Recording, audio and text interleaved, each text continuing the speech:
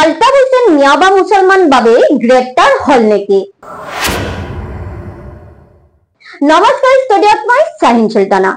সামাজিক মাধ্যমৰ সম্প্ৰীতি এই প্ৰশ্নতে ব্যাপক চৰ্চা লাভ কৰিছে, কাৰণ অসম তোমাৰ বাপৰ নেকি শীৰ্ষক গীতটি ভাইৰেল হোৱাৰ পিছতেই গীতটোৰ মূল শিল্পী ধুবুৰীৰ আলতাফ হোসেনক গৌৰীপুৰ আৰক্ষীয়ে গ্ৰেপ্তাৰ কৰে।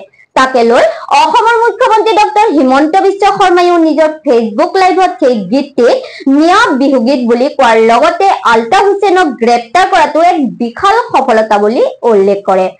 ইয়াৰ মাজত এটা মিয়া বিহু ওলালে, আমাক ইটিকিং কৰি গালি গালাজ কৰি কৰবাত আমাৰ সভ্যতা সংস্কৃতিক ইটিকিং কৰিও কিছুমানে মিয়া বিহুৰো প্ৰচলন কৰিলে।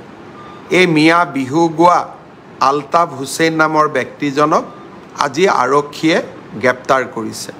সম্প্ৰতি মিয়া বা মুছলমানৰ বিৰুদ্ধে নিজৰ ভাষণ বা মন্তব্যত কটাক্ষ ইটিকিং কঠোৰ সমালোচনা নকৰিলে যেন মুখ্যমন্ত্ৰীগৰাকীৰ দিনটোৱে শুদ্ধ নহয়।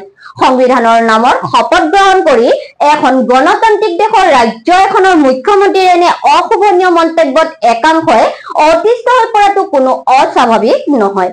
তাৰে সুযোগ লৈ একাংশ তথাকথিত ভণ্ড নেতা পালি নেতাইও মিয়া বা মুছলমানৰ বিৰুদ্ধে হকে বিহকে আক্ৰমণ কৰা পৰিলক্ষিত হয়। হয়তো এনে শুভৰে বহিঃপ্ৰকাশ আছিল আলতাফ হোসেনৰ অসম তোমাৰ বাপৰ নেকি শীৰ্ষক গীতটিত দুটিমান শব্দ বা বাক্য অমাৰ্জনীয় আছিল যদিও কোনো ধৰ্ম, জাতি বা জনগোষ্ঠীৰ নাম লৈ পোনপটীয়াকৈ টাৰ্গেট নকৰি কেৱল মিয়া বিৰোধীতা ভাবুকি প্ৰদান কৰা হৈছে। পিছে এয়া কি?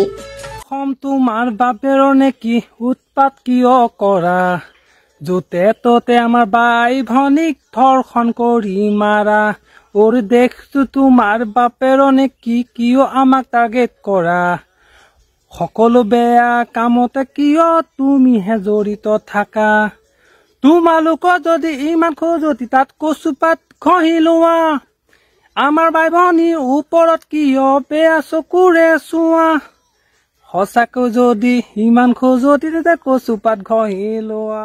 ফেচবুকত উল্লেখ কৰা বিকাশ দিয়াৰিছে পৰিবেশন কৰা এয়া কোন ধৰণৰ অসমীয়া স্বাভিমানৰ বিহুগীত? এনে অশ্লীল শব্দ প্ৰয়োগ কৰা আৰু এনে সুৰকো বিহুগীত কয়নে? এই গীতটিৰ কথাই কোনো এটা নিৰ্দিষ্ট জাতি বা ধৰ্মক টাৰ্গেট কৰা হোৱা নাইনে? এনে শব্দ বা বাক্য প্ৰয়োগ কৰি অসমীয়া গীতে অসমৰ শান্তি শৃংখলাত ব্যাঘাত জন্মাব পৰা তথা ভাতৃঘাতী সংঘাত আশংকা কৰিব নোৱাৰিনে?